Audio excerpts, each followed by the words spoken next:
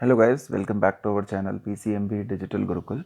बच्चों, आज हम लोग डिस्कस करने वाले हैं एनटीएससी स्टेज 1 का पेपर जो कि चंडीगढ़ के लिए कंडक्ट किया गया था। तो बेसिकली आज के पेपर का हमारा डिस्कशन की स्ट्रैटेजी रहेगी एनटीएससी स्टेज 1 चंडीगढ़ सोल्यूशन 2020। और भी बहुत सारे स्टेट्स के ऑलरेडी आप हमारे एनटीएससी वाली प्लेलिस्ट में चेक कर सकते हैं, हम सॉल्यूशंस डाल चुके हैं। ऑलमोस्ट सभी स्टेट्स के सॉल्यूशन हम आपको वीडियो सॉल्यूशंस प्रोवाइड करेंगे। अब यहाँ पर हमारे पास पहला क्वेश्चन है बच्चों, read the following statement and select the correct option. कि आप स्टेटमेंट को पढ़े और सही बात चूज करें। That wind pollinated flowers need not to reproduce more amounts of pollen, need to produce. बिल्कुल सही बात है, क्योंकि वेस्ट होने के चांस ज़्यादा रहते हैं क्योंकि एयर के थ्रू आप कंडक्ट करते हैं। तो ये स्टेटमेंट तो ट्रू है। सेकेंड स्टेटमेंट है seed from cross pollinated flowers, यानी कि जिसमें क्रॉस पोलिनेशन यानी कि विंड पोलिनेशन का एक टाइप हो सकता है जो कि वो वीकर होते हैं एंड लेस हेल्दी प्लांट होते हैं। बिल्कुल नहीं, ये बात गलत है, ये रॉन्ग है। बल्कि इनके अंदर क्या होता है, वेरिएशन मोर होती है, तो इनका इन्वायरमेंट के हिसाब से सस्टेन करने का ज़्यादा बेहतर चांस होता है। तो ये स्टेटमेंट फॉल्स है हमारी। तो यहाँ पे A is true, B is false. तो आंसर हमारा क्या होगा बेटा, सेकेंड ऑप्शन। ठीक है। Which the following is not controlled by medulla. कौन मेडुला? मेडुला 3 सेंटर्स कंट्रोल करता है, सेलिवेशन, वॉमिटिंग, ब्लड प्रेशर। इसके अलावा रेस्पिरेशन भी थोड़ी बहुत मेडुला से कंट्रोल होती है, लेकिन बॉडी पोस्चर जो है वो कंट्रोल करने का काम हमारे सेमी सर्कुलर कैनाल्स का होता है जो कि ईयर में होते हैं, सेमी सर्कुलर कैनाल्स। तो यहाँ पे हमारा क्वेश्चन में सही आंसर क्या होगा, हमारा सही आंसर होगा 3। अब अगर हम अगले सवाल की बात कर लेते हैं इसी के साथ, what will be your next question. कि आपको नीचे स्टेटमेंट दी गई है और आपको बताना है कि सस्टेनेबल डेवलपमेंट की, जो हमेशा चलती रहे ऐसे डेवलपमेंट के लिए कौन सी स्टेटमेंट ठीक है। तो plant growth with minimum damage, ठीक बात है। Growth irrespective of extent of damage, गलत बात है, वरना बहुत सारी त्रासदियाँ आ सकती हैं, हमारे को नुकसान पहुंच सकता है। स्टॉपिंग ऑल डेवलपमेंट, गलत बात है। Growth that is acceptable to all the stakeholders, ये बात भी ठीक है। तो 1 एंड 4 आर राइट, और इस हिसाब से हम देखेंगे तो हमारा आंसर होगा 1। Which of the following is definition of ecosystem. तो इकोसिस्टम में माइक्रोब्स, ह्यूमंस, प्लांट सब आते हैं। तो यहाँ पे सही आंसर होगा different communities of plant, animal and microbes together with their environment. Second में एनिमल्स नहीं लिया उसने, सेकंड में सिर्फ इंट्रैक्शन की बात की उसने, रहने की नहीं बात की, और थर्ड फोर्थ में माइक्रोब नहीं लिया। Correct pathway of blood circulation, तो भाई राइट एट्रियम यानी कि ऑरिकल में आता है सबसे पहले, फिर राइट वेंट्रिकल्स में जाता है, फिर आर्टरीज, पल्मोनरी आर्टरी या एओर्टा में, और वापस वेन से आता है।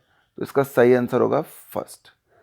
Choose the event that does not occur in photosynthesis. तो भाई एब्जॉर्प्शन, ये एब्जॉर्प्शन लिखना चाहिए था, एग्जाम में थोड़ी सी स्पेलिंग गलत थी वर्ड की, स्पेलिंग होनी चाहिए थी एब्जॉर्प्शन ऑफ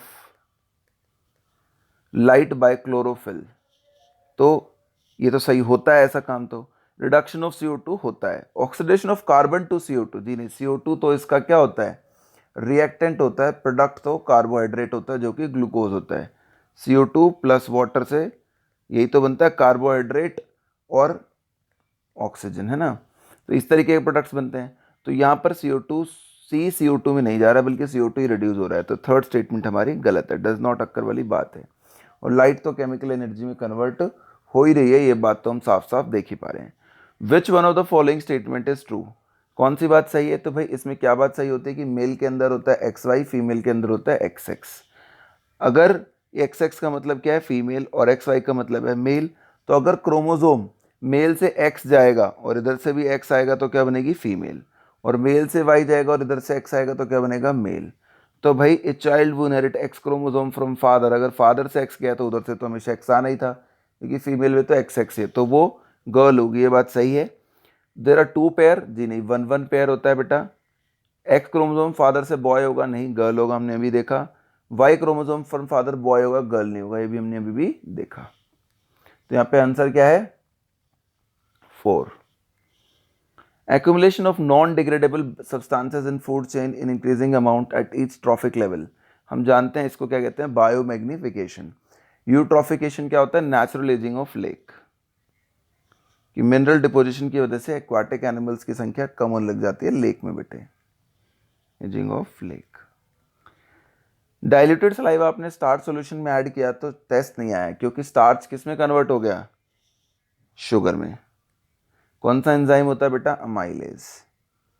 और शुगर वो टेस्ट नहीं देता। सेकेंड, आयोडीन किसके लिए नेसेसरी, हम सब जानते हैं थायरॉक्सिन हार्मोन के लिए ज़रूरी है, जिसकी डेफिशिएंसी से ग्वाइटर भी हो सकता है। ऑक्सीजन प्लांट ग्रोथ हार्मोन है, एड्रेनलिन इमरजेंसी में, और इंसुलिन पेनक्रियास का जो ग्लूकोज को मेटाबोलाइज करता है। In human males all the chromosomes are paired except one, तो आपने अभी भी ऊपर ही देखा कि एक्स और एक्स, तो ये तो पेयर में एक्स और वाई, इसमें वाई का पेयर कभी नहीं बनता, तो यहाँ पे आंसर क्या होगा, वाई क्रोमोसोम। एक्स का तो एक्स एक्स पेयर बनता है, लार्ज और स्मॉल क्रोमोसोम्स का भी बनता है, जिनके साइज बड़े और छोटे हैं। The main cause of abundant coliform bacteria river Ganga, तो हम जानते हैं बनारस में गंगा नदी में बहुत सारी बार डेड बॉडीज़ को, कॉर्पसेस को फेंक दिया जाता है, तो वो उसका बहुत बड़ा कारण होता है कि वहाँ पर कॉलिफॉर्म बैक्टीरिया की पॉल्यूशन हो रही है। वॉशिंग ऑफ क्लॉथ या इलेक्ट्रोप्लेटिंग इंडस्ट्री से इतना ज़्यादा दिक्कत हमें नहीं है। Accumulation of non biodegradable substances, ये रिपीट क्वेश्चन था at high trophic level, answer C. इस बार थर्ड नंबर पे बायोमैग्निफिकेशन दिया गया है और पहले सेकंड नंबर पे दिया गया था, ऑप्शंस भी सेम ही रखे गए थे। विच the following is an example of homologous, homologous organ क्या होता है बेटा, जिसमें कॉमन एंसेस्टर हो और फंडामेंटल सिमिलैरिटी हो,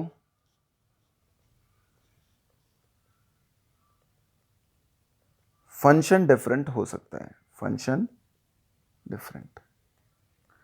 तो भाई कौन सी चीज़ें देखो इसमें, our arms and dogs four leg, दोनों ही मैमल्स में है और दोनों की जो लेग की बोन्स हैं वो कुछ एक ही जैसी होंगी कि दोनों में अल्नार रेडियस आपको ये चीज़ें मिलेंगी। Teeth and elephant tusk, teeth दोनों का सेम है, मैमल्स ही हैं दोनों के दोनों, एंसेस्टर कॉमन है, फंडामेंटल सिमिलैरिटी, लेकिन फंक्शन दोनों के अलग अलग हैं। हमारे और कुत्ते के हाथ के फंक्शन अलग हैं, हमारे एलिफेंट टस्क के भी अलग हैं, वो रिप्रेजेंटेशन के लिए होता है, हमारे वाला मेस्टिकेशन के लिए।